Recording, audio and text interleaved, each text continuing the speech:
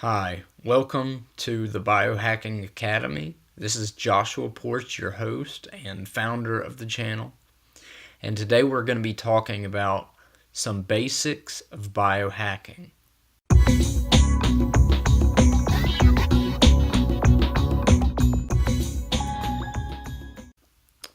Okay, so biohacking has been around for a while, but mostly underground. Mostly in obscure online forums or in college science clubs.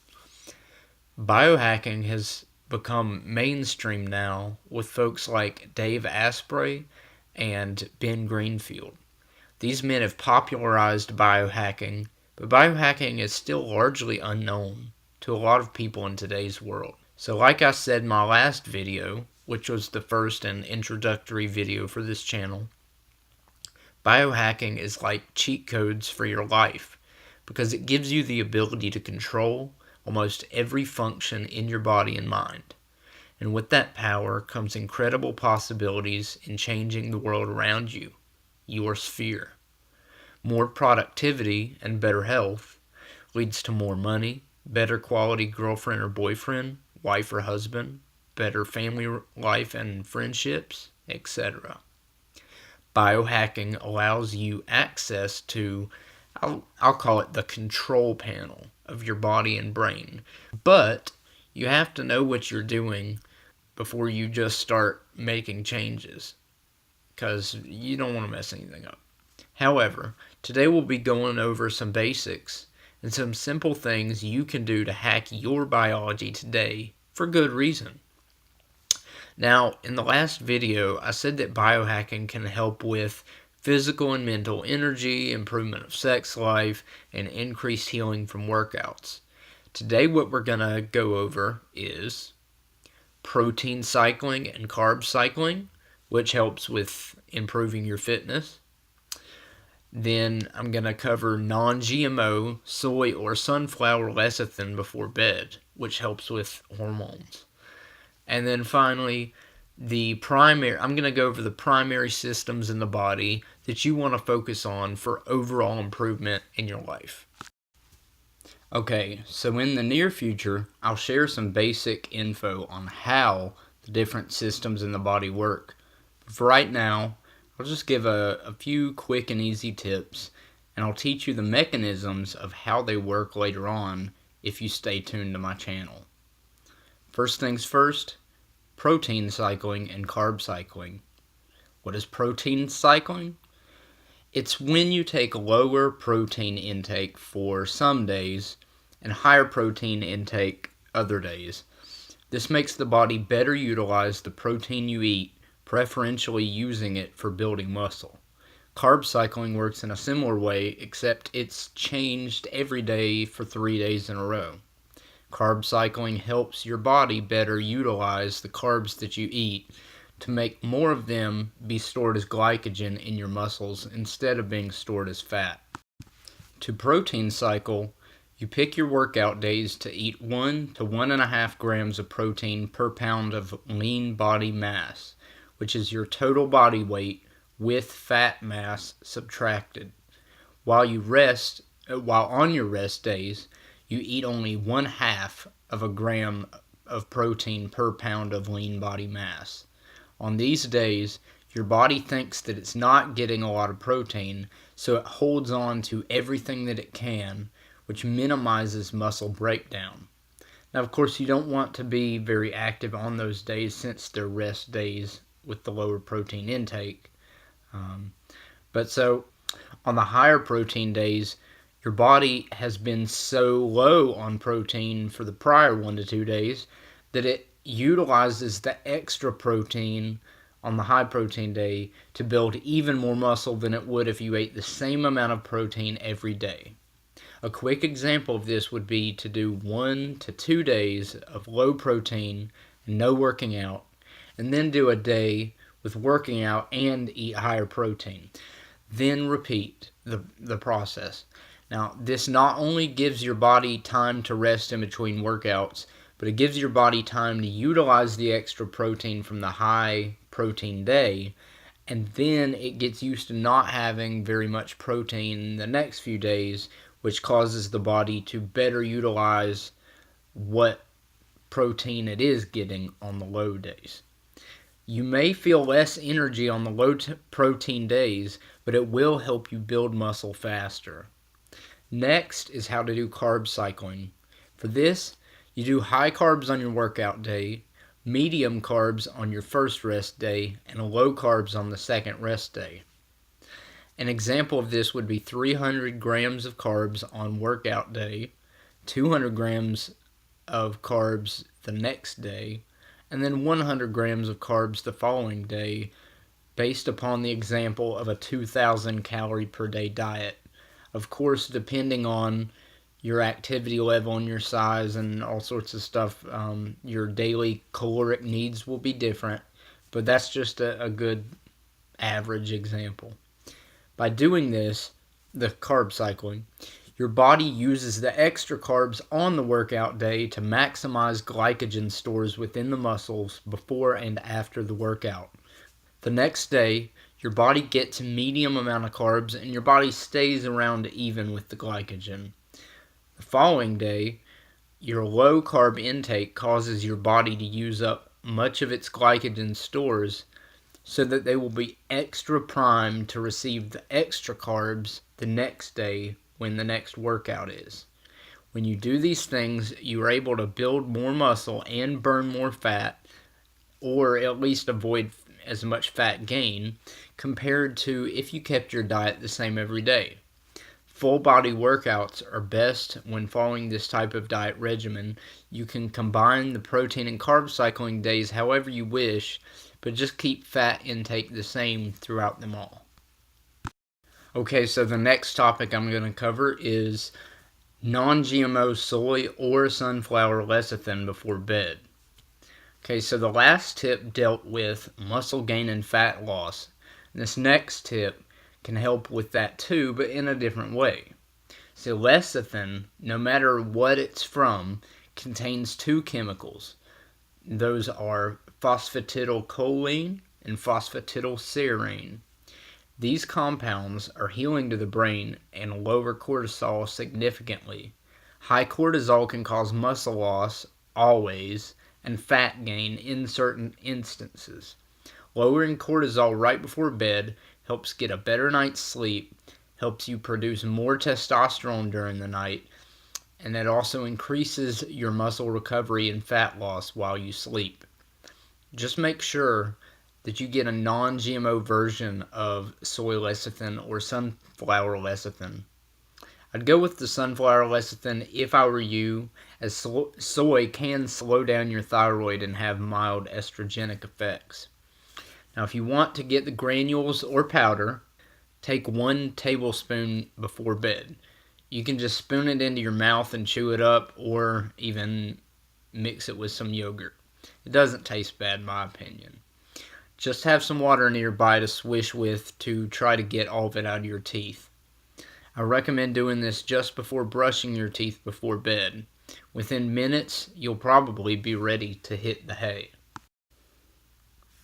Okay, so the third thing that I'm going to cover are, it's this topic of the primary systems in the body that you want to focus on for overall improvement of your life.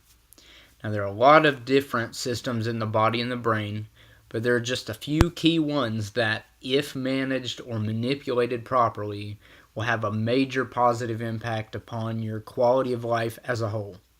These main systems are dopamine, serotonin, GABA, and glutamate. When you have these systems balanced, your testosterone, growth hormone, and cortisol levels will also be healthy, and that will help your fitness, energy, sex life, and happiness even more. Now I'm going to list a few supplements that can boost or balance each of these pharmacological systems in your body. First off, dopamine. The most well-known and commonly known dopamine booster besides sex is caffeine. Primarily, it acts as a GABA receptor blocker, otherwise known as an antagonist. Now, in high enough doses, blocking of the GABA receptor can cause anxiety, panic, and seizures. But in just the right amount, it produces euphoria and energy. Caffeine increases cortisol and testosterone both at the same time, as well as DHT, which is a altered form of testosterone. Now, this occurs even though those two compounds, being the cortisol and the testosterone, even though they're contradictory to each other.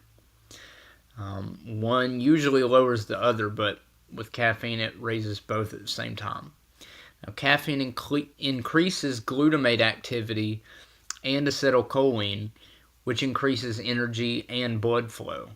The right amount of caffeine will enhance sexual performance, but too much will hinder it by lowering testosterone, raising estrogen, and narrowing the blood vessels in higher doses, which is also known as vasoconstriction, which basically you'll get kind of numb and tingly, feeling like your arm has gone to sleep. You could feel that in your arms or your legs or anywhere, and vasoconstriction makes it harder to get or maintain an erection. Okay, so taking caffeine with a pro-GABA supplement like GABA powder, L-theanine, or lavender will smooth out possible jitters and racing heartbeat, and the energy from the caffeine will be smoother and not edgy. This is a great combination for when you need to work on something that might be stressful for a prolonged period of time. It'll give you alertness, but also help calm some of the stress of the situation. So, other supplements that raise dopamine include L-tyrosine, mucuna pruriens, and cachuaba, as well as rhodiola. Do not take all of these at the same time. Take them separately or blended in certain ways once you understand how they all work.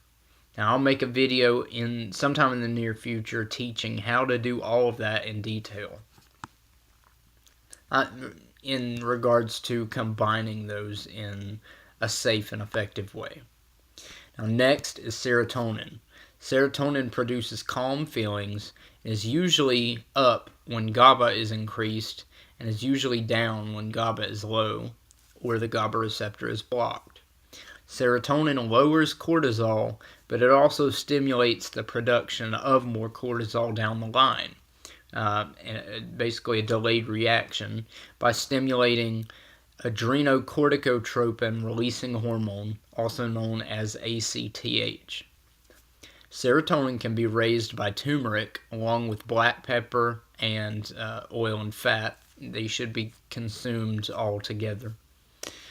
Also CBD, lavender, and passion flower raise serotonin. Now, there's another plant which can raise serotonin, but it must be used with greater caution. It's called Syrian rue, and it contains short-acting MAOIs, particularly those that block the MAOA enzyme. MAO inhibitors require special dietary restrictions, and you must avoid certain medications or supplements while taking an MAOI. I'll teach another video sometime soon on how to use MAOIs and Syrian rue safely. Turmeric also contains mild MAOI, but not in high enough doses to be much concern regarding food or drug combinations. Syrian rue will increase serotonin more than any of the other herbs listed on here, but it can be intoxicating and even psychedelic when taken in anything more than a mild dose. Diet-wise, eat foods that are high in tryptophan or take a tryptophan supplement to help increase your serotonin levels naturally. Strawberries and vanilla also stimulate the serotonin system in a positive way. Okay, so the third neurotransmitter that I'm going to talk about is GABA. GABA is the primary reason that alcohol and benzodiazepines like Valium or Xanax are so relaxing. All of these drugs mimic or boost GABA's function. Now, in order to create more GABA naturally in your body, you have to actually eat L-glutamine. Now, even though L-glutamine stimulates the glutamate receptor, which competes against GABA. For some reason, your body still needs L-glutamine as a building block for the production of GABA. Common GABA receptor boosting supplements, besides alcohol, include skullcap, lavender, vanilla, L-theanine, GABA powder or capsules, as well as phenibut. Now, GABA absorbs better under the tongue rather than in capsules, but either way works. The under the tongue just works better. Now, finally, there's something. The next one after GABA powder or capsules is phenibut. Now, phenibut can be very helpful for pain or anxiety, but it must be used appropriately because it can be addictive and cause unpleasant withdrawal symptoms if taken for a prolonged period and then stopped suddenly. Now, there's two more natural and powerful GABA receptor stimulating supplements, which are herbs, and these are Indian Warrior, also known as Pedicularis densiflorum, and Akiyama seed. Now, Akiyama seed is milder, but 1,000 milligrams in a capsule will cause significant relaxation and calmness, along with reduction or temporary elimination of anxiety. Indian Warrior is a herb that looks similar to purple hemp or marijuana buds. Indian Warrior is more potent when vaporized or smoked, but Indian Warrior still provides good relaxation and pain relief when taken orally. Vaped or smoked dose for Indian Warrior is 1 to 200 milligrams starting off. Taken orally or in a capsule or tea, the typical dose of Indian Warrior is 500 to 2,000 milligrams, with 500 milligrams usually being considered barely noticeable, while 1,000 milligrams is on par with a prescription GABAergic drug like muscle relaxers or Ativan, or what many people consider it comparable to. Now, Indian Warrior develops tolerance fast, so it's best used occasionally. Also, it should be used occasionally because frequent use may be toxic to the liver, although not likely to any significant extent. Finally, we have glutamate.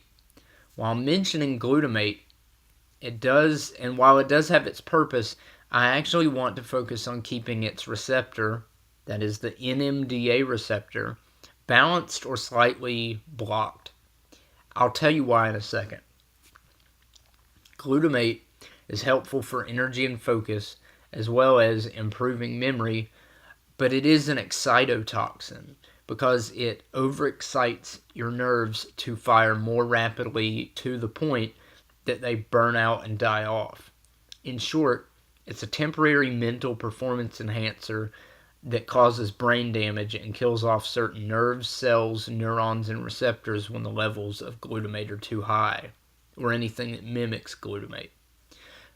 Now, there's some big words coming up here, but NMDA receptor antagonists or GABA receptor positive allosteric modulators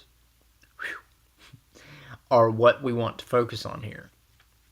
These include things like magnesium, CBD, THC, which is from marijuana, and some other natural sources like wood-be tony, mugwort, Ferula asphodita extract. Sorry, that one's always hard for me. Ferula asphodita extract and ferulic acid, which comes from that plant that I just mentioned.